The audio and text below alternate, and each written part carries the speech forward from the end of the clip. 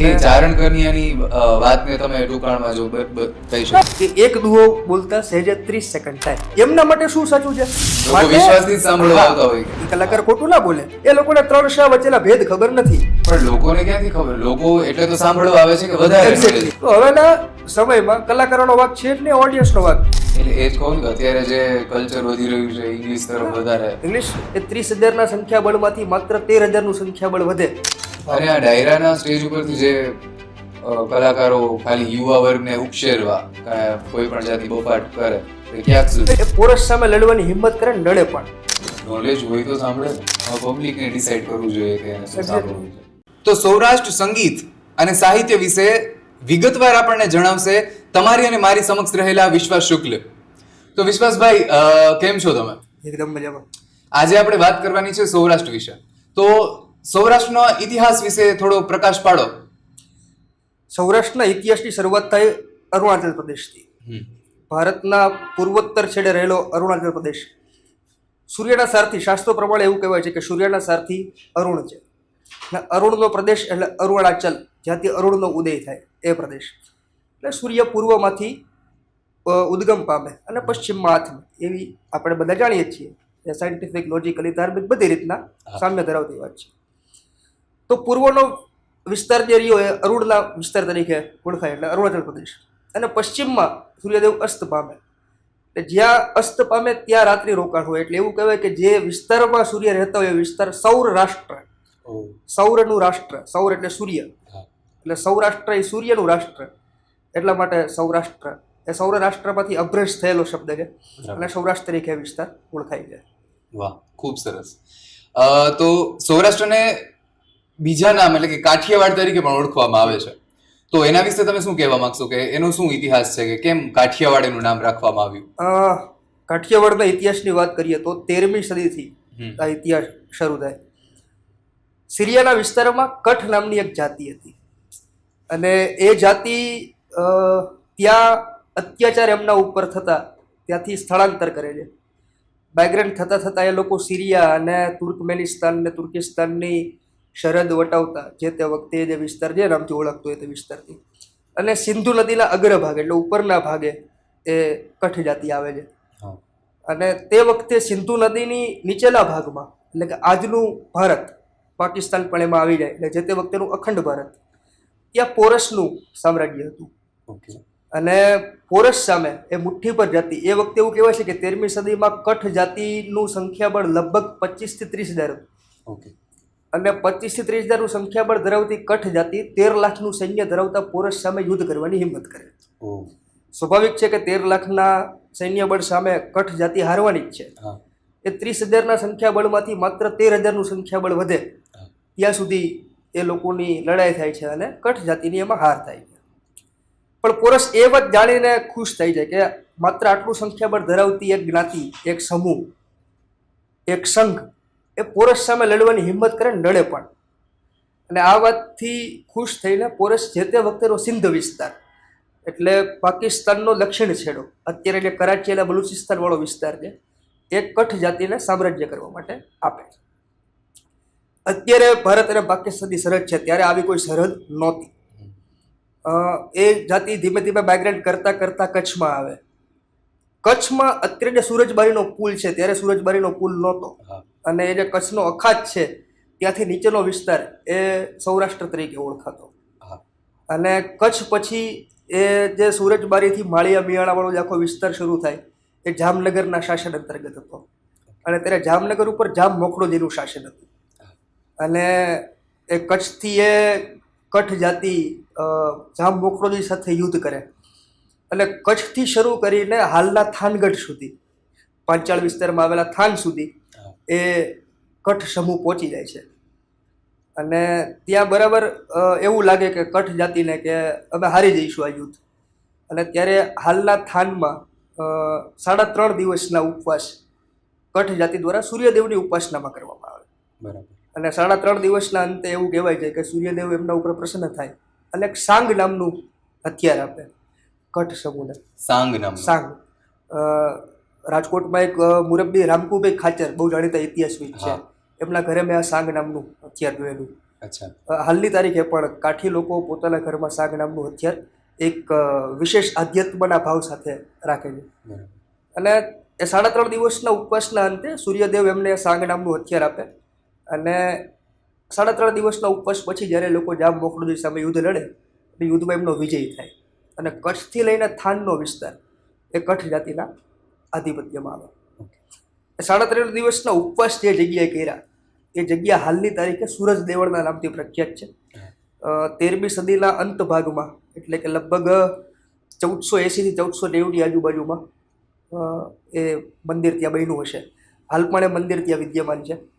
અને જો તમે પુરાતન સૌરાષ્ટ્રનો નકશો લ્યો અને એને હોરિઝોન્ટલ ને વર્ટિકલ એમ બે લીટી સમાંતર વચ્ચેથી દોરો એ સેન્ટર પોઈન્ટ જે બને એ તે સુરત દેવળ. અચ્છા. અને એટલા માટે જ સૂર્ય અને સૌરાષ્ટ્રનું જોડાણ ઘણું જૂનું, ઘણું સાયન્ટિફિક, ઘણું લોજિકલ ગણાય છે. હવે કચ્છ જાતિ થાન સુધી આવી અને 13મી સદીથી લઈને 16મી સદીના મધ્ય ભાગ સુધીમાં તે લોકોએ અમરેલી, બોટાદ, રાજુલા, જાફરાબાદ, સાવરકુંડલા, જુનાગઢ, રાજકોટ, થાન, ચોટીલા, જસદણ, પાળિયાદ આ આખો વિસ્તાર એમના આધિપત્ય હેઠળ લઈ લીધો. જેના કારણે સૌરાષ્ટ્રનો મોટા ભાગનો ભાગ કાઠીઓના રાજ હેઠે આવતો હતો. એટલે કાઠીઓનો વાડ એટલે કે વિસ્તાર એટલે સૌરાષ્ટ્રનું બીજું નામ કાઠિયાવાડ પડ્યું. સરસ. અને હજી હું કે આજે સાંગ નામનું તમે કીધું એની આકૃતિ વિશે તમે કઈ જાણકારી હોય તો? એક લાકડી જેવો સીધો આપણે જ્યારે દંડો કહીએ સામાન્ય ભાષામાં દંડો હોય છે, એના ઉપર એક ભાલા જેવું નોક હોય છે, ઓકે, એક ટોપ નોચ, અને એની બાજુમાં એક હૂક જેવો ભાગ આવે જે સૈન્યને પકડવા માટે કામમાં આવતો. અને સાંગ નામના હથિયારની વિશેષતા એ છે કે એ હથિયાર જે રહ્યું એ ભારતીય ઇતિહાસમાં કદાચ મારા ખ્યાલથી રાજસ્થાનના અમુક વિસ્તારમાં ઉપયોગમાં લેવાનું હશે, પણ ભારતીય યુદ્ધ ઇતિહાસમાં મેં સાંગ નામનું હથિયાર બીજા કોઈ સૈન્ય વાપર્યું એવું મારા ધ્યાનમાં નથી. એટલે અત્યારે તો હવે સાંગ નામના હથિયારને એક પૂજનની દ્રષ્ટિએ જોવામાં આવે છે. સ્વાભાવિક છે કે સૂર્યનારાયણે પ્રસન્ન થઈને આપેલું હથિયાર, એટલે એ પણ કાઠીઓ સાંગ નામના હથિયારને બહુ પૂજન ભાવથી રાખે છે પોતાના ઘરમાં. અને એક ગર્વની વાત કહેવાય કે સૂર્યનારાયણના આશીર્વાદ પણ એમાં રહેલા છે. એક સામાન્ય પ્રચલન છે કે આર્યો હા, જ્યારે એવું કહેવાય છે કે ઘણી ફિલોસોફીઓ અલગ અલગ વર્તે છે ભારતમાં, પણ એવું કહેવાય છે કે we are the migrants, we are Aryans. અને આપણે બહારથી આવ્યા અને આર્યન્સ એ સૂર્ય ઉપાસકો હતા. બરાબર. તમે કોઈ પણ વિસ્તારમાં જાઓ ભારતના, તમે કર્ણાટકમાં જાઓ તો હમ્પીની બાજુમાં સૂર્ય મંદિરો આવેલા છે, તમે પૂર્વોત્તર છેડામાં જાઓ તો જગન્નાથપુરની આજુબાજુમાં કોણાર્કના સૂર્ય મંદિરો આવેલા છે, તમે ઉત્તર ગુજરાતમાં જાઓ તો મોઢેરાનું સૂર્ય મંદિર છે. ઇવન પંચદેવો ભારતીય શાસ્ત્રમાં વર્ણવ્યા એમાં ગણપતિ, પાર્વતી, શિવ, વિષ્ણુ અને સૂર્ય 5 દેવોની પૂજા કરવાનું આપણને કહેવામાં આવ્યું છે. ધાર્મિક રીતે જોઈએ તો નવગ્રહોમાં સૌથી પહેલો ગ્રહ સૂર્ય આવે. એ સિવાય સાયન્ટિફિકલી જુઓ તો સૂર્ય અને એની આજુબાજુ સમગ્ર આપણું આ નવગ્રહોનું જે ચક્ર રહ્યું એ ફરે છે. સૂર્ય કેન્દ્રમાં છે.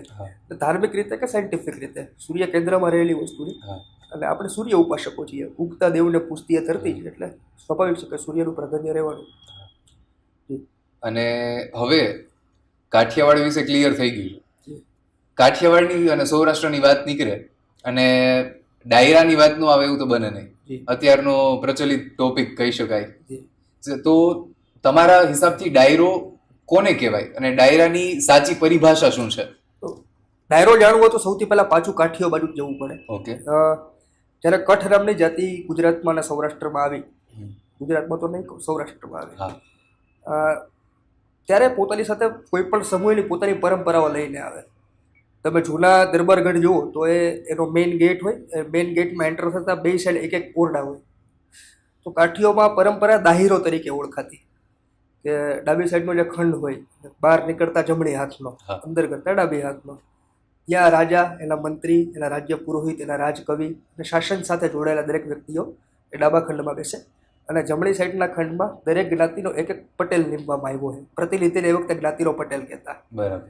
એને નીમવામાં આવ્યો એટલે જમણી સાઈડના ખંડમાં એ બેસે. સૌથી પહેલા ઠુંબો આવે. કાઠી જ્ઞાતિમાં નાસ્તાને ઠુંબો તરીકે ઓળખવામાં આવે. ઠુંબો આવે, ચા હોય, એની સાથે નાસ્તો હોય. સૌથી પહેલા એ દાહીરો ભરાય. દાહીરો એટલે એવી પરંપરા, ઘણા અલગ અલગ દાહીરો હતા સૌથી પહેલા તો. આપણે એક ગુજરાતીમાં શબ્દ છે, કઠ જાતિ એવી પર્શિયન ભાષા અને ફારસી ભાષાનું મિક્સચર બોલતી બરાબર. એ વિસ્તારમાં સિરિયામાંથી આવી. એટલે તો આપણે એક દાયરામાં રહેવાની વાત આપણે ઉલ્લેખમાં એ શબ્દ આવે છે. દાયરો એટલે વર્તુળ, ચોક્કસ વર્તુળ, અને એ દાયરોમાંથી જ અભ્રષ્ટ થયેલું છે.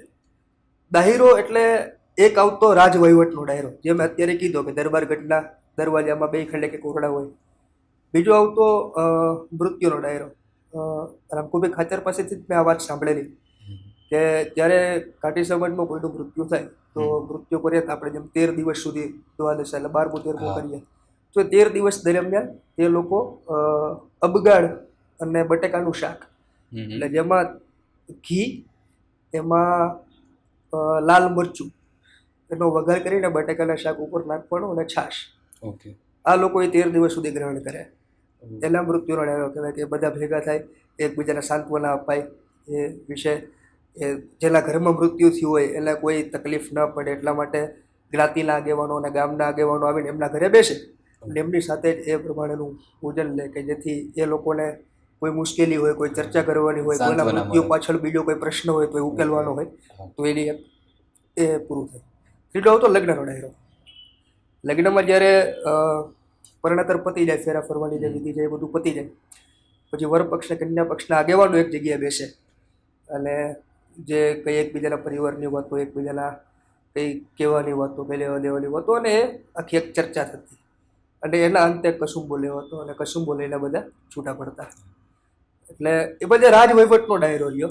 એમાં સૌથી પહેલાં ઠુંબો આવતો, પછી હોકો ફરતો, પછી એવું કહેવાતું કે કસુંબો આવતો. હવે અત્યારે કસુંબાને ગ્લોરીફાય કરવું એ ગુનો કહેવાય, પણ જે તે વખતેની આપણે વાત કરીએ છીએ ત્યારે કસુંબો એક વચનનું પ્રતીક ગણાતું કે કદાચ હું તમારા ઘરે આવ્યો હોય ને તમારા ઘરે તમે મને કસુંબો પીવડાવ્યો હોય ને તો આજીવન મારી તમારા પ્રત્યેની વફાદારી હોવી જોઈએ. બરાબર. જે તે વખતે કસુંબો પીવાતો એના 2 લોજિક હતા. એક, કસુંબો રહ્યો એ તમને કુદરતી ક્રિયાઓ, હાજત જવું કે જેને વોશરૂમ જવું કહીએ આપણે, બાથરૂમ જવાની એ પ્રક્રિયા અટકાવે, તમને કોન્સ્ટિપેશન કરાવે. ઓકે. જે તે વખતે મુસાફરીઓ ઘોડા ઉપર થતી, યુદ્ધો ઘોડા ઉપર થતા. ચાલુ યુદ્ધ તમને કોઈ આવો નેચર સ્કોલ આવે તો તમે ના જઈ શકો, એટલે કસુંબો લેવાતો. બરાબર. જેનાથી એ પ્રક્રિયા અટકાવી શકાય. બીજું હતું, તમે યુદ્ધ લડતા હોય તો તમે ધાતુની ઉપયોગ આવવાનો, બાણ ગણો કે તલવાર ગણો કે ગદા ગણો, ગમે ગણો. તો અત્યારે ખબર છે કે આપણને લોખંડનો કટકો કે સ્ટીલનો કટકો વાગ્યો તો આપણે ધનુરનું ઇન્જેક્શન લઈએ. એ વખતે ધનુરના ઇન્જેક્શનો લેવાની કોઈ પોસિબિલિટી કે એવી વૈજ્ઞાનિક શોધખોળ નહોતી થઈ. તો કસુંબો એ નેચર હીલ કરતો ધનુરને. બરાબર. તો એટલા માટે કસુંબો લેવાના આ 2 સાયન્ટિફિક રીઝનો હતા. અને એ કસુંબો લેવાતો અને કદાચ એવું કહેવાય કે ભાઈ રાજકાજના લોકો બેઠા છે, એમાંથી કોઈ વ્યક્તિ એને કોઈ ગુનો કર્યો હોય અથવા રાજકાજની પદ્ધતિથી વિરુદ્ધનું કંઈ કામ કર્યું હોય તો એને ડાયરેક્ટ એવું ન કહેવાતું કે તમે આ ખોટું કર્યું છે, તમે અહીંથી નીકળી જાઓ, જેથી એનું અપમાન થાય. જેની પાસે કસુંબો આવે, એ જે વ્યક્તિ કસુંબો દેવા નીકળો હોય એ જેની પાસે ન ઊભો રહે એને ઇનડાયરેક્ટ ઇન્ડિકેશન મળતું કે ભાઈ હવે તમે આ સભામાં કે આ દાહિરામાં બેસવા માટે લાયક કે સક્ષમ નથી. અને એ વ્યક્તિને ખબર પડી જતી કે મારી પાસે કસુંબો નથી અટકો, મતલબ મને કહેવામાં આવ્યું છે કે હવે તમે અહીંયા બેસવા માટે આવશ્યક કે અનિવાર્ય નથી. તો આ દાહિરોની વાત થઈ.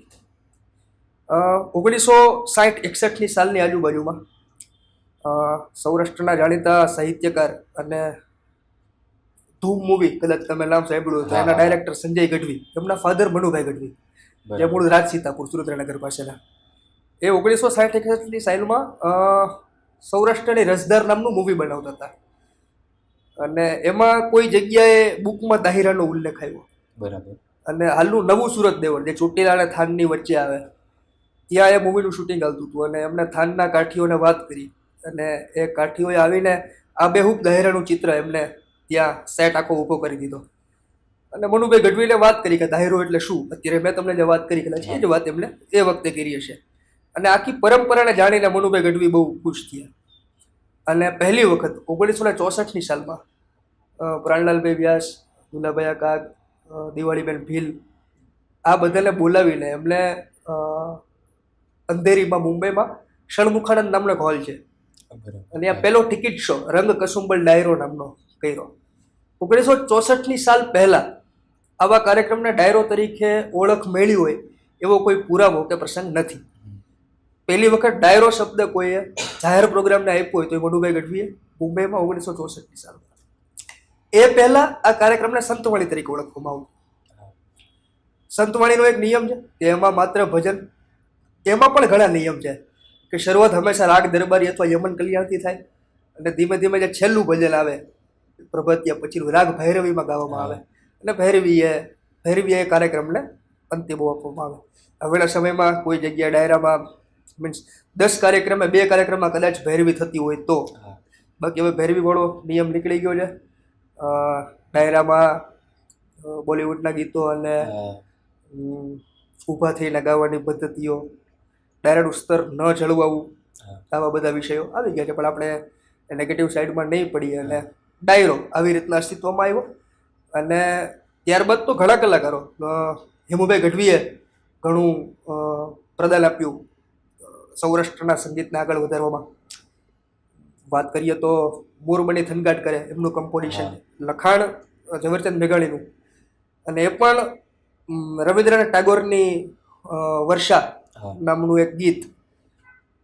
આમે તો મયુર મૂકે નાચે, એ વાત તો કદાચ મારા ખોટા હશે, પણ હવે દર્શકોને થોડુંક વિસ્તારથી કહો કે એ કેવી રીતના ઝવેરચંદ મેઘાણીએ ઝવેરચંદ મેઘાણી એમના જીવનકાળ દરમિયાન કલકત્તામાં રહ્યા. બરાબર. અને એ તે જગ્યાએ નોકરી કરતા કલકત્તામાં, અને એ રવિન્દ્રનાથ ટાગોરના આશ્રમ એટલે કે શાંતિ નિકેતનમાં ઘણી વાર જતા.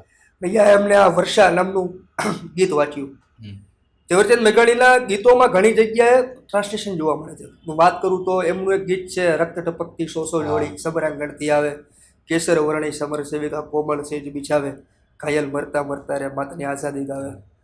તો જ્યારે ધોલેરા ધંધુકાનો સત્યાગ્રહ વાળો જે વિષય આવ્યો અને ધંધુકાની કોર્ટમાં ઝવેરચંદ મેઘાણીને હાજર કરવામાં આવ્યા, ત્યારે જ્યારે જેલમાં હતા ત્યારે એમની સાથે ગાંધીજીના પુત્ર હતા.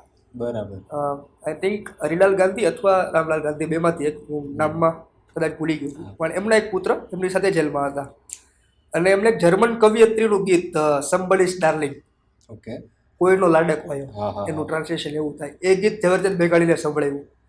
અને ગીતના વિષયથી ઝવેરચંદ મેઘાણી ઘણા રાડી થયા કે યુદ્ધમાં કોઈ એક માતાનો દીકરો કે કોઈ પત્નીનો વર કે કોઈ બહેનનો ભાઈ યુદ્ધમાં લડવા ગયો હોય અને એ વીરગતિ પામે, તો જ્યારે એના મૃતદેહને પોતાના ગામમાં લાવવામાં આવે ત્યારે એ વ્યક્તિના મનમાં શું વીતતી હશે કે કોની વનિતા, કોઈની માતા કોઈની વનિતા, ભગીની ટોળે વળતી, સોળીથી વીણા પછી વીણાની રણસૈયા ટળ વળતી, મુખથી ખમા ખમા કહેતી, માથે કરભીનો ધરતી, ખાંભી ન કરજો અમારા લાડક વાયાની. બહુ જાણીતું ગીત છે. તો એવી જ રીતના જ્યારે ઝવેરચંદ મેઘાણી આ વર્ષા નામનું ગીત સાંભળ્યું ત્યારે એમને મૂળ બંગાળી ભાષામાં મયુર મૂકે નાચે કે મોરબણી થનગાટ કરે અને એમને લખ્યું. તો આવા ઘણા ગીત, હાલેજી તારા હાથ વખાણું કે પટી તારા પગલા વખાણું, આવા બધા ગીત હેમુભાઈ ગઢવીએ કમ્પોઝ કર્યા. દિવાળીબેન ભીલ પદ્મશ્રી જેમનો મેળો એક બહુ જાણીતો પ્રસંગ છે કે દિવાળીબેન ભીલની આર્થિક પરિસ્થિતિ બહુ ખરાબ હતી અને જુનાગઢમાં એક ડાયરો રાખવામાં આવ્યો કે ડાયરામાં જે રૂપિયા ભેગા થાય એ રૂપિયા દિવાળીબેનને સોંપવા. અને દિવાળીબેનને થેલી રૂપિયાની જ્યારે સોંપવામાં આવે તો દિવાળીબેને ના પાડી કે આ પૈસો નહીં સ્વીકારો. આવી જ રીતના લોક રામાયણી પુંજલભાઈ રબારી થઈ ગયા સુરેન્દ્રનગરમાં, ભુજ પાસે ભુજેડીમાં એમનો જગ્યા આશ્રમ. પુંજલભાઈએ મોરબીમાં એક કાર્યક્રમ લઈ લીધેલો એમને ઉદ્ઘોષક તરીકે કામ કરવાનો કાર્યક્રમમાં.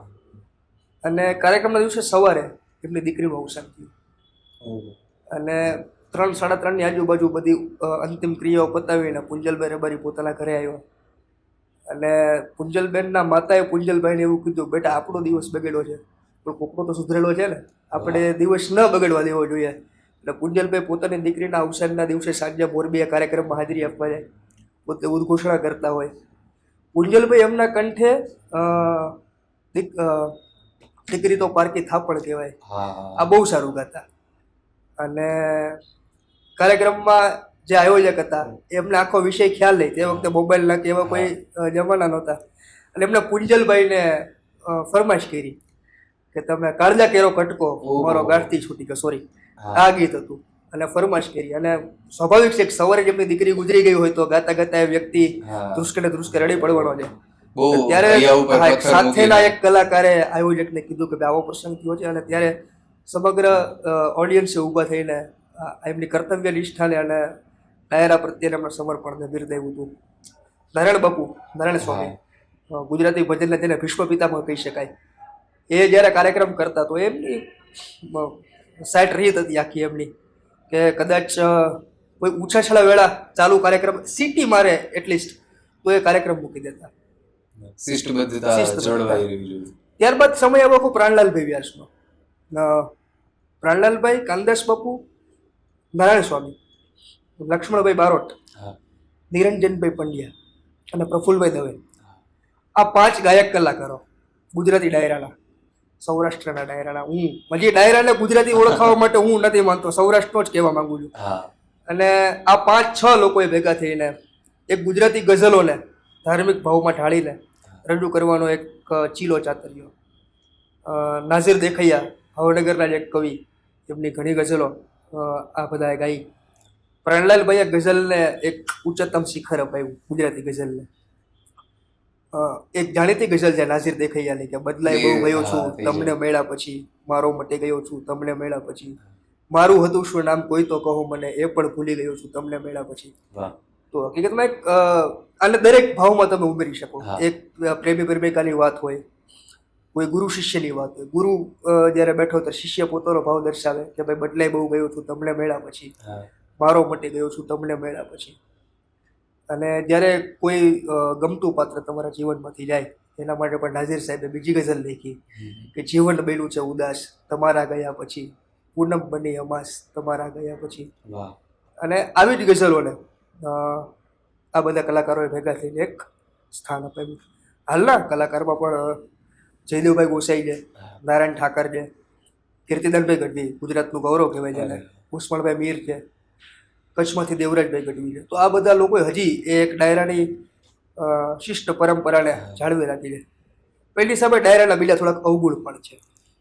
તો તમે આપણે બેઝિક તો બધું થઈ ગયું ડાયરા વિશે કે ક્યાંથી આવ્યું ને કે એનું મૂળ શું છે જી. અને પેલા એનો ઇતિહાસ ને બધું. તમારા હિસાબથી અત્યારનો જે સમાજ અને યુવા વર્ગ કહી શકાય જે ડાયરાને કંઈક અલગ જ નજરિયાથી, કારણ કે એનું રૂપ બદલાઈ ગયું છે સમય અનુસાર, તો તમે આ બેને કમ્પેર કહી શકો કે બેયનો તફાવત કેવી રીતના તમે કાઢી શકો કે પહેલા અને અત્યારના ડાયરામાં શું સુધારા વધારા કરવા જોઈએ અને કાં તો શું બેયમાં તફાવત શું છે મેઇન? સુધારો વધારો કરવા માટે તો હું સક્ષમ નથી, પણ મારી દ્રષ્ટિએ અત્યારે ડાયરાનું સ્તર અને પહેલાના ડાયરાનું સ્તર, હા. આમાં હું 2 યુગ વર્ણવું છું. એક સોશિયલ મીડિયા પહેલાનો ડાયરો હા. અને એક સોશિયલ મીડિયાનો જમાનો આવ્યો પછીનો ડાયરો. અમે તમને જે પુંજલભાઈની વાત કરી કે નારાયણ બાપુની વાત કરી, તો એ બધા લોકો જે લીગસી મૂકીને ગયા, હાલના કલાકારોમાં એવું મને કોઈ નથી લાગતું કે લીગસી મેન્ટેન થતી હોય. મેં અમુક નામ લીધા, કીર્તિદાનભાઈ છે, ઉસ્માનભાઈ છે, જયદેવભાઈ છે, they are good, they are excellent. But સામે એવડો બીજો મોટો વર્ગ છે જે આ ડાયરાની લીગસી મેન્ટેન કરતો નથી. હું કલાકારનું નામ લીધા વગર એક પ્રસંગ કહું તમને. ઓકે. રાજકોટમાં એક ડાયરો, હા. અને એ ડાયરામાં હું અને મારા 2-3 મિત્રો અમે મહેમાન તરીકે હાજર હતા. અને ડાયરામાં એક કલાકારે સ્ટેજ ઉપરથી વાત કરી બરાબર. કે જ્યારે દુરસાજી આઢા અકબરની કચેરીમાં ગયા ત્યારે અકબરે દુરસાજી આઢાને એવું કીધું કે તમે બહુ પ્રતાપ કરો છો, પ્રતાપના બહુ વખાણ કરો છો, કોણ છે પ્રતાપ એમ. ત્યારે દુરસાજી આઢાએ 376 દુઆ મહારાણા પ્રતાપના વખાણમાં અકબરને સંભળાવ્યા. આવું કલાકાર બોલ્યા. હા. એટલે હું મારી સાથે જે 2 મિત્રો હતા એ ઇતિહાસવિદ હતા, એટલે અમે બીજા એકબીજા સામું જોયું. 2 કલાકાર અમારા મિત્ર પાસે જે બોલતા હતા. એટલે જેવો બ્રેક પડ્યો, એમનો રાઉન્ડ પૂરો થયો એટલે અમે બાજુમાં ચા પીવા માટે બેઠા હતા.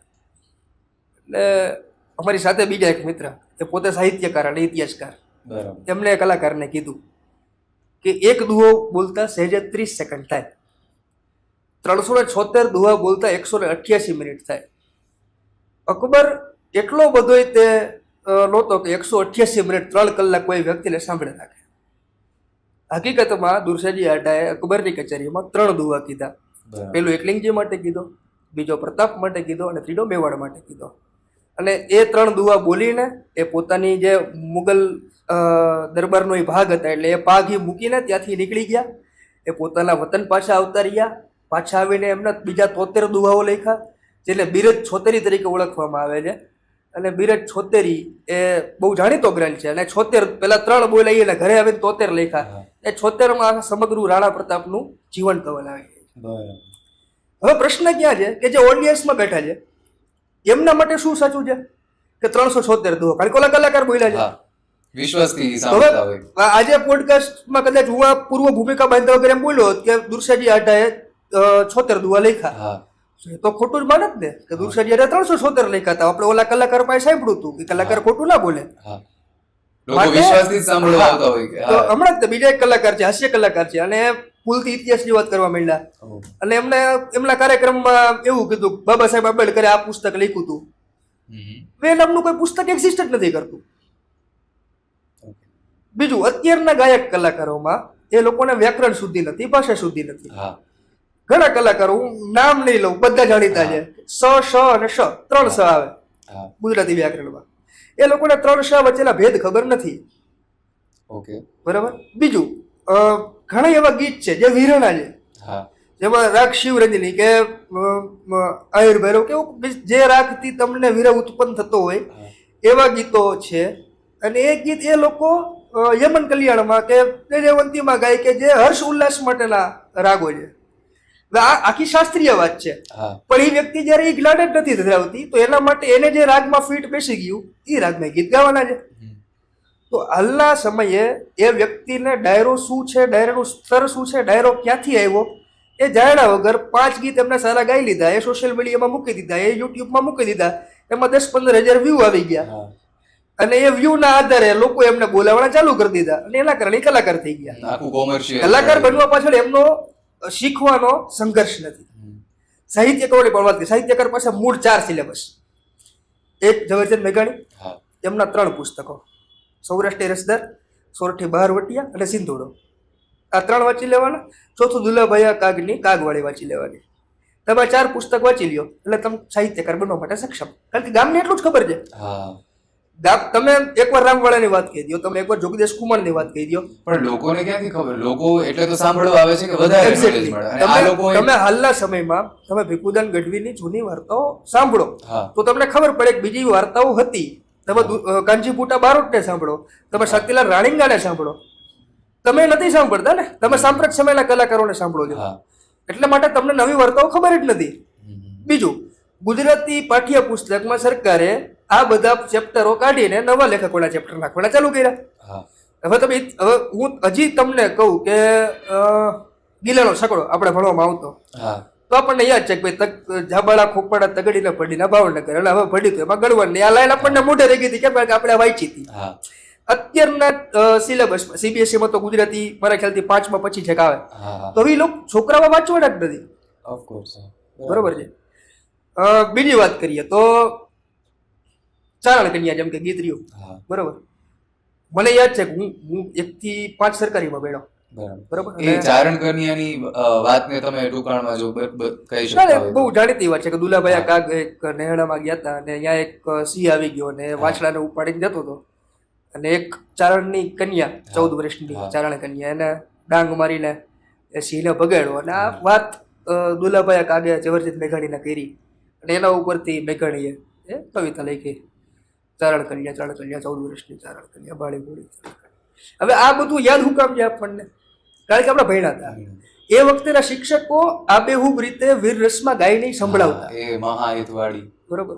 માયાભાઈનો એક ડાયરો બહુ ફેમસ થયો કે ભાઈ હવે શિક્ષકો આવી ગયા જે પોતે ચારણ કન્યા વિશે જાણતા નથી, તે હવે ભણાવે ચારણ કન્યા, ચારણ કન્યા. હવે વીર રસ વગર તમે ચારણ કન્યાનો ભાવ તમે સમજી જ ન શકો.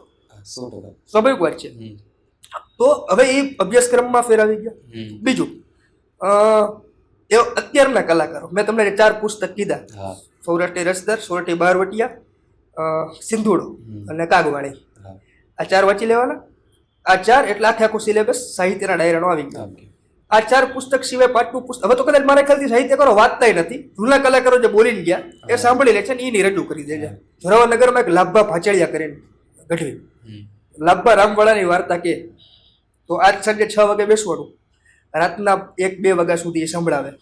આજ જ્યાં વાર્તા અટકા હોય ને ત્યાં કાલ સાંજે પાછું 6 વાગે બેસવાનું, પાછા રાતના 1-2 વાગ્યા સુધી કે આવી રીતે મેં એમના 9 દિવસ સાંભળેલા છે કે એક વાર્તા 9 દિવસ સુધી ચલાવતા. એમાં રૂપક અલંકારોનો સમાવેશ કરતા, ચોખ્ખી વાત છે ભાઈ. નદીનું વર્ણન એવડું લાંબુ કરતા. તો હવેના કલાકારોમાં વાચાળી નથી રહ્યું અને રૂપક અલંકારોની ખબર નથી. એક છે અનુભા ગઢવી. તો અનુભા ગઢવી પોતે સ્વરચિત છંદો લખે છે ને બોલે છે. અત્યારના સમયમાં એવા સાહિત્યકારો કેટલાક જેનું પોતાનું કઈ સર્જન હોય? હા, બહુ ઓછા હતા તો ગણી શકાય એવા છે. હું તો ગણી શકે એટલે નથી. એક આંગળીમાં 3માં બધા આવી જતા છે, ચોથો નહીં હોય કોઈ. કેમ કે સર્જકોની વાત કરતો હોય આપણે, તો હું અત્યારની પેઢીની વાત કરું છું, જૂના સર્જકોની એમાં વાત નથી. દાદ બાપુ ગુજરાતમાં સર્વશ્રેષ્ઠ પ્રકૃતિના કવિ તરીકે હું જેમને ઓળખી શકું તો એ દાદ બાપુ. દાદ બાપુની એક રચના, પ્રીતની ઘેલી હાય બિચારી, સૂરજ પાછળ રાત પડી ગઈ, ઘોડલા વાળો ઘડિયા ન રોકે, રીસ હૈયાની હાટ ચડી ગઈ. બહુ સાંભળવામાં તમને કદાચ અર્થ ન સમજાય, તો કવિ આમાં કહેવા એવું માંગે છે કે પ્રીતની ઘેલી હાય બિચારી, સૂરજ પાછળ રાત પડી ગઈ. રાત નામની એક સ્ત્રી છે, તે સૂરજ પાછળ પડે છે, સૂરજને પામવાનો પ્રયત્ન કરે છે. ઘોડલા વાળો ઘડિયા ન રોકે. આપણે જાણીતી આપણા મનમાં એક ચિત્ર પ્રતિમા છે કે સૂર્યનારાયણ 7 અશ્વવાળા ઘોડા ઉપર આવે, તો ઘોડલા વાળો એટલે સૂર્ય.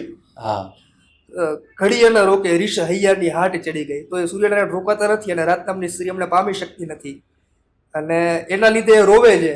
એને આંખમાં કાજળ છે, રોવાના લીધે કાજળ ચારે કોઈ પ્રસરે છે, એટલા માટે રાત કાળી છે. તો આ દાદ બાપુની રચના છે. બીજી રચના કે ગીરમાં હિરણ નામની એક નદી છે, તમારે શું કરવી તારી વાત, રૂપાળી હિરણની રાત. કાંઠા ઝાડવા પોઢ્યા છે અને મધ્યરાતનો સમય છે. નદીની અંદર ઝાડવાઓનું પ્રતિબિંબ પડે છે અને ઝાડવા એકબીજા સાથે બાથ ભરીને સૂતા હોય એવું પ્રતિબિંબ નદીમાં પડતું હોય. કવિ માછલીને વિનંતી કરે કે ભાઈ તમે ઉલાળા ના મારતા, જેનાથી ઝાડવાઓની નિંદરમાં ખલેલ ના પહોંચે. તો આવી ડીપ મિનિંગ ધરાવતી ગુજરાતી કવિતાઓ સૌરાષ્ટ્રમાં હવે ક્યાં? કારણ કે લોકો અત્યારે ગુજરાતી ભાષાને જેટલું મહત્વ આપવું જોઈએ એટલું આપી રહ્યા નથી મારા ખ્યાલથી. કારણ કે અત્યારે બધાને ઇંગ્લિશ અથવા કોઈ પણ English is a global language. હા, કોઈ એનાથી જરૂરી છે, પણ એને માથે ન ચડાવવી એ જોઈએ. ફરજિયાત તમારા વર્ક પૂરતી હોય છે. હા, હું ગુજરાતી મીડિયમમાં ભણ્યો, બરાબર. હું કામ અત્યારે ઇંગ્લિશ ન્યૂઝપેપરમાં કરું છું, બરાબર. મને વાંધો નથી આવ્યો. મારા પિતા મને એવું કહેતા કે તમે જે ભાષામાં વિચારી શકતા હોય એ ભાષામાં તમારે ભણવું જોઈએ. તમે ઇંગ્લિશ લખશો તો તમારા મનમાં પહેલા તમે ગુજરાતીમાં વિચાર કરશો, તમે એને ઇંગ્લિશમાં વાક્ય બનાવશો ને પછી તમે લખશો. બરાબર. તો હું ક્યાં જાઉં છું, વેર આઈ એમ ગોઈંગ, તો પછી તમે વેર આઈ એમ ગોઈંગ લખશો. તો તમે જે ભાષામાં વિચારો છો, મારી એક રીત છે કે હું ઇંગ્લિશ ન્યૂઝપેપરમાં કામ કરું છું, તો મેં કોઈ દિવસ મારો આર્ટિકલ ઇંગ્લિશમાં નથી લખ્યો. હું પહેલાં ગુજરાતીમાં લખું, જેથી હું લાંબો અને વધારે ઊંડાણ સાથેનો આર્ટિકલ લખી શકું. એટલે પછી ઇંગ્લિશમાં ટ્રાન્સલેટ કરું. બરાબર. ડાયરેક્ટ ઇંગ્લિશમાં હું એટલું સારું અને ડીપ નહીં લખી શકું. જે ભાષામાં વિચારતો હોય છે એ ભાષામાં વધારે લખી શકીશ. એટલા માટે હું લખું પહેલાં ગુજરાતીમાં અને પછી ઇંગ્લિશમાં ટ્રાન્સલેટ કરું. તો આ એક કોમન સેન્સ છે કે તમે જે ભાષામાં વિચારી શકતા હોય એ ભાષામાં તમારે ભણવું જોઈએ. ગુજરાતી મીડિયમ જેટલા લોકો અત્યારે ગુજરાતી તરીકે મોટા થયા, કોણ ઇંગ્લિશ મીડિયમમાં ભણવા ગયું? એટલે એ જ કહું કે અત્યારે જે કલ્ચર વધી રહ્યું છે ઇંગ્લિશ તરફ વધારે. ઇંગ્લિશ બહુ સારું છે, ઇંગ્લિશ ભણવા મને કઈ વાંધો નથી, પણ માં અને માસીનો ફરક એટલી ખબર પડતો. એટલે માં માસીનો શું કામ? ઇંગ્લિશ તોય તમે ભણવાના છો, તમે ગુજરાતી મીડિયમમાં ભણો તોય. તમે ઇંગ્લિશથી દૂર તો થવાના જ નથી, પણ ગુજરાતીથી દૂર થશો તો તમે તમારા મૂળથી દૂર થશો. મૂળ એનું વીક થઈ શકે. તો હવે ડાયરાનું કમ્પ્લીટ આપણે વાત થઈ ગઈ છે, તો હવે દર્શકોને જણાવો કે જે ડાયરાઓના મેળા તરીકે જાણીતો, જેને લોકો શણગારના મેળા, તરણેતરનો મેળો, એના ઉપર થોડો પ્રકાશ પાડો તમે. સૌથી પહેલા તો તરણેતરનો મેળો જે વિસ્તારમાં થાય છે, વિસ્તારની ભૌગોલિક પરિસ્થિતિને સમજવી પડે. ડાયરો પાંચાળ વિસ્તારમાં થાય. પાંચાળ વિસ્તાર એટલે ચોટીલાથી ચાલુ કરીને પાળિયાદ સુધીનો વિસ્તાર. થાનથી શરૂ કરીને પાળિયાદ સુધીનો વિસ્તાર. 5 ઋષિઓ, 5 ઋષિના 5 આશ્રમો, 4 ઘોડામાં એક અને વચ્ચે એક ઋષિનો આશ્રમ. એ 5 ઋષિઓના વિસ્તાર વચ્ચે આવેલો વિસ્તાર એટલે પંચાલયમ, અને પંચાલયમનું અભ્રંશ થઈને પાંચાળ. પાંચાળનો વિસ્તાર હોય ઊંધી રકાબી જેવો વિસ્તાર છે બરાબર. ગુજરાતની ભૌગોલિક પરિસ્થિતિના પરિપ્રેક્ષ્યમાં. હા. એટલે ત્યાં પાણીનો ભરાવો થતો નથી. નથી. હા. પેલું તો પથરાળ જમીન છે. પથરાળ એના સિરામિક ઉદ્યોગ માટે જાણીતું છે અને એનો પથરાળ જમીન હોવાના લીધે ત્યાં પાણી ટકી ન શકે અને વહીને નદીમાં જતું રહે. એના લીધે જે તે વખતે માલધારીઓ સમગ્ર ઝાલાવાડ અને સૌરાષ્ટ્ર વિસ્તારના જે નજીકના ગામો હોય પંચાળથી નજીકના એ પોતાના માલઢોર ચરાવવા માટે પાંચાળમાં આવતા. બરાબર. હવે પાંચાળમાં જે 5 ઋષિઓ રહ્યા, અત્યારે હું તમને એમ કહું કે તમે આવતીકાલે હરિદ્વાર પહોંચી જાઓ તો તમારા માટે અત્યારે શક્ય નથી. હા. ટિકિટ મળશે કે નહીં મળે, હા. ફ્લાઇટ હશે તો મોટી મોંઘી હશે, ગાડી લઈને જવું તો કેટલા કલાકનો રન થશે. હા, સીટ તો મળશે કે આજથી નહીં? 500-700 વર્ષ પહેલા આવી રીતના ગંગા કાંઠે જવું એટલું બધું હા. ફિઝિકલી વાયબલ નહોતું. તો એટલા માટે 5 ઋષિઓએ ભેગા થઈને હાલમાં જે ત્રિનેત્રેશ્વર મહાદેવનું મંદિર રહ્યું જેના ત્રણેતર, ત્રિનેત્ર એટલે તર અને નેતરનું અભ્રશ્ય નેતર, હા. તરણેતર એ નામ પડ્યું. અને ત્યાં 3 કુંડ છે, બ્રહ્મકુંડ, વિષ્ણુકુંડ ને શિવકુંડ. હમ. એ ત્રણેય કુંડમાં ગંગાજીનું આવાહન કર્યું હમ. ઋષિ પંચમીના દિવસે, બરાબર. એટલે કે ભાદરવા સુદ પાંચમ, હા. તેના દિવસે આહવાન કર્યું. અને એ વિસ્તારમાં રહેતા લોકોને કીધું કે ભાઈ તમે તમારા પિતૃઓની વિધિ આ જગ્યાએ કરજો. એ વિસ્તારમાં રહેતા લોકો એટલા શિક્ષિત નહોતા કે જેમને તિથિઓની પણ ખબર હોય. હા. એટલા માટે ઋષિએ આજ્ઞા કરી કે ભાઈ તમે ઋષિ પંચમીનો એક દિવસ નક્કી કરી નાખો કે ભાદરવા સુદ પાંચમે તમારે આવવાનું.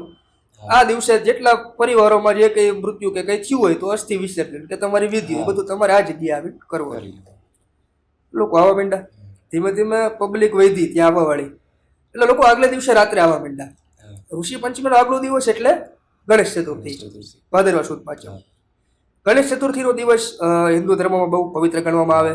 તો આગલા દિવસે રાત્રે લોકો આવ્યા એટલે એમના માટે અન્નક્ષેત્ર ચાલુ થયું. ત્યાં રાત્રે ભજન સંતવાણીઓ ચાલુ થયા. રાવટીઓ આવતી. રાવટીઓ એટલે સાધુ પોતાની સાથે આખો રસાલો લઈને આવે, સાધુ બધાને જમાડે અને સાધુના એ રસાલામાં ભજન કીર્તન થાય. આગલા દિવસે રાત્રે વધારે લોકો આવવા માંડ્યા કારણ કે અન્નક્ષેત્ર અને સંતવાણીનો લાભ મળતો હતો. હા. રાત્રે વધારે લોકો આવ્યા એટલે આજુબાજુના ગામના એક જ જ્ઞાતિના લોકો હોય એમના વચ્ચે સંબંધ અને સગાઈના વિભીષણના હા. સંબંધો થવાના શરૂ થયા. હવે ચોથના દિવસે આવે, એકબીજાને મળે. પાંચમના દિવસે પિતૃની વિધિ કરે. પછીનો દિવસ એ છઠનો દિવસ, એને કપિલા છઠ તરીકે ઓળખાય, એટલે બહુ સારો દિવસ ગણાય. તે દિવસે એ લોકો એકબીજા સાથે બેસે, સગાઈ કે સગપણ કરવું કે કંઈ નક્કી કરે. હમ. અને પછી સાતમનો દિવસ એ ધરો સાતમ તરીકે ઓળખાય. તે દિવસે લોકો સગાઈ કરે. ઓહ. અને નિયમ એવો હતો કે એ પછીના 3 મેળા સુધી લગ્ન નહીં કરવાના. એ વખતે આવી રીતના અત્યારે જેમ કેફેમાં જઈને હા. ડેટ ફિક્સ કરી નાખીએ એવી રીતના મળી નહોતું શકાતું. એટલે 3 મેળા દરમિયાન 4 દિવસે લોકો મળતા. બરાબર. એટલે 3 વર્ષના અંતે એકબીજાના મનમેળ થાય છે કે નહીં, કુટુંબ મેળ થાય છે કે નહીં જોવામાં આવતું. 3 વર્ષના અંતે એ લોકોના લગ્ન કરાવવા જોવામાં આવતું. બરાબર. બીજું એ સાતમના દિવસે એ મેળો પૂરો થઈ જાય. હવે જે લોકો મેં પહેલા વાત કરી જે માલધારીઓ પોતાના પશુઓ ચરાવવા માટે આવતા, હા. એ લોકો ભાદરવા મહિનાનો અંત એટલે ચોમાસાનો અંત, એટલે બધા માલધારીઓ ત્રણેતર ભેગા થાય અને ત્યાંથી તે એકબીજાને રામ રામ કરીને પોતપોતાના ગામ માટે જવા રવાના થાય.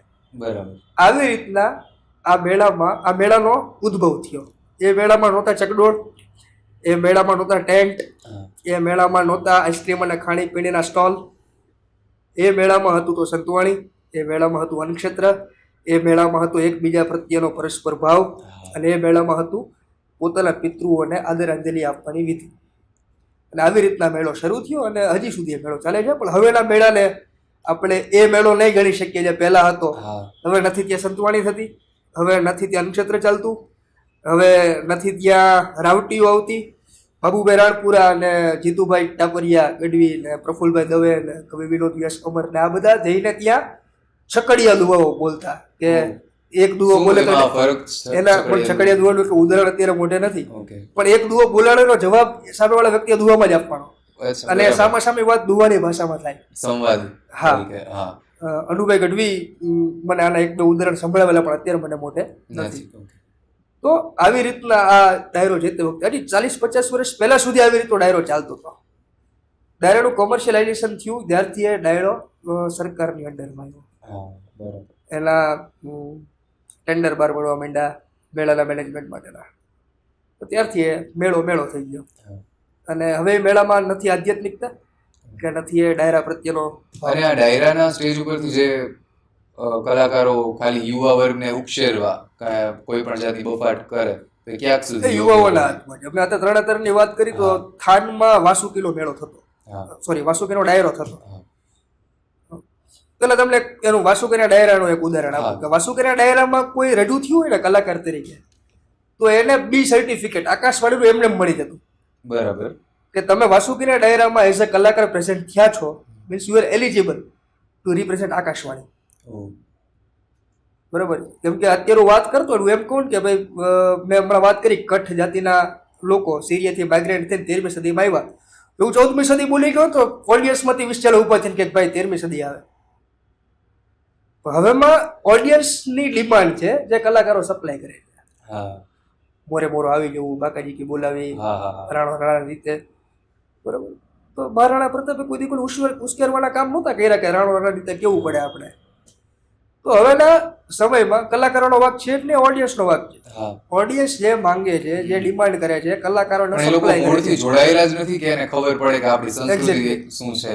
તો કદાચ તમે 25% બાકાજી કી ડાયરામાં બોલાવતા હોય તો 75% સાચી વાત કરો. હા અને તમે ઇતિહાસ તમારું પેલા તો કલાકારો પોતે વાંચન વધારવાની જરૂર છે. હા કલાકારો પાસે જ કોન્ટેન્ટ નથી. હા આખો ખેલ કોન્ટેન્ટનો જ છે ને ડાયરાનો. તમે શું રજૂ કરો છો? કીર્તિદાનભાઈ ગઢવીનો 2008નો ગીતા જયંતિ જોડિયાનો ડાયરો મેં સાંભળેલો. ઓકે. અને ડાયરામાં કીર્તિભાઈએ જેવું ક્લાસિકલ ગાયું છે એવું મેં કીર્તિદાનભાઈનું ક્લાસિકલ છેલ્લે 10 વર્ષમાં નથી સાંભળ્યું. કારણ કે પબ્લિક ડિમાન્ડ રહી સાહેબોરે ગોવાળિયાની છે. હા રાગ માલકોન્સમાં પંચમનો ઉપયોગ કરીને કીર્તિદાનભાઈ પગ મીરા નાચી રહે, પગ ઘૂંઘરું બાદ મીરા નાચી રહે. હવે કીર્તિદાનભાઈ છેલ્લા 12 વર્ષમાં ગીત ગાયું હતું, સંભળાવો ના ગાયું હોય. બરોબર. તો અત્યારે જે ડિમાન્ડ છે એનો સપ્લાય થાય છે. જયદેવભાઈ ગોસાઈ કલાકાર છે, પોતે પંડિત અજય ચક્રવર્તીના શિષ્ય, સુરેશ વાડેકરજીના શિષ્ય. અને એમના જેવી ગાયકી મેં છેલ્લા 5 વર્ષમાં નવા આવેલા કલાકારોમાં સાંભળી નથી.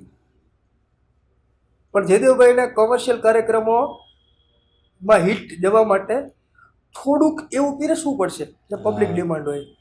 સાહેબોરે ગોવાળીઓ ગાવું પડે, 75 પાઘડી ગાવું હા, પડે. અલગ અલગ. બરોબર. હા કારણ કે પબ્લિકને જ ક્લાસિકલમાં ખબર નથી પડતી.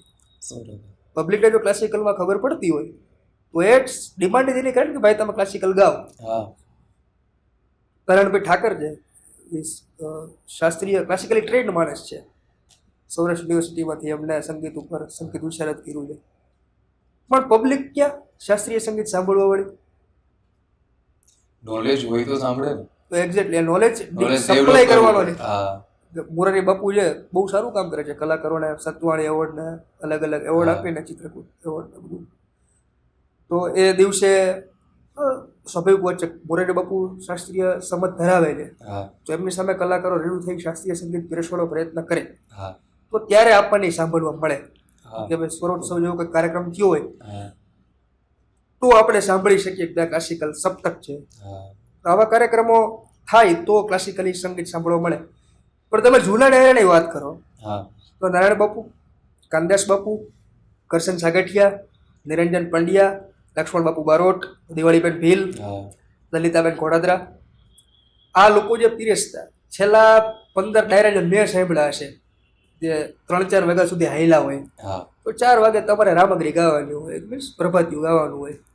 મેં નથી સાંભળ્યું કે ડાયરામાં હવે એમનું એન્ડિંગ થતું હોય વીરને જરી ભરેલા સાફારે, વીરને ચોટાળી બંદૂક. હા ગીત બહુ સારું છે, ઉદયભાઈ બહુ સારું ગાયું, પણ એ જે સમયે ગવાતું હોય હા. એ 11-12 વાગે ગાવ ને તમે હા તમે રામગરી કે ભૈરવી કરવાના સમયે ફરમાશ લઈ લાવો વીરને જરી ભરેલા જામાં તો એ ના ગવાય એમાં. હા તો ડાયરાના સ્તરમાં 2 વસ્તુ મૂળ જવાબદાર છે. હાલના કલાકારોને શું સંગીત કયા સમયે કેવું પીરસવું જોઈએ કે સંગીતમાં એક લેવલ જાળવી રાખવું એની સમજ નથી. બીજું જે સૌથી મોટું કારણ છે કે ઓડિયન્સને સાચું સંગીત કે સાચું સાહિત્ય શું કહેવાય એની ખબર નથી. પબ્લિક જે ડિમાન્ડ કરે છે, પબ્લિકને મોરે મોરો સાંભળવું છે, હા, એ તો કલાકાર પછી મોરે મોરો કલાકાર, સપ્લાય કરે છે. પબ્લિકને ડિસાઈડ કરવું જોઈએ કે એને શું Exactly. સાંભળવું છે. તો મને આશા છે કે આજનો કાર્યક્રમ તમને ગમ્યો હશે અને તમને આમાંથી ઘણું બધું જાણવા પણ મળ્યું હશે. તો વધુ માહિતી માટે તમે આગળના વિડીયો જોશો, એ વધારે ઇન્ટરેસ્ટિંગ રહેશે. અને મને આશા છે કે તમને સૌરાષ્ટ્ર અને સાહિત્ય અને સંગીત વિશે ખૂબ જ જાણકારી મળી હશે અને કંઈક નવાઈ અને નવી જાણકારીનું તમને પણ આજે જ્ઞાન થયું હશે. તો આજનો કાર્યક્રમ અહીં જ સમાપ્ત કરતા મળીએ બીજા વિડીયો સાથે. ધન્યવાદ.